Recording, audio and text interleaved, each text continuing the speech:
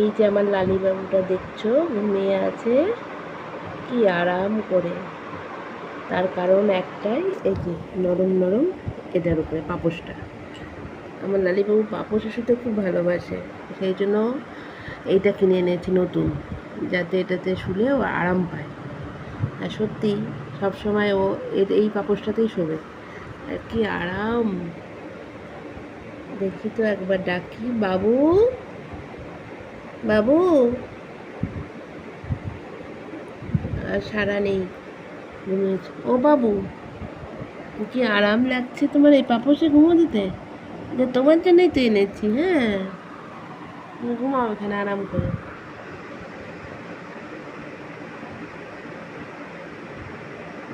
বাবু, কি আরাম, ঘুমাও।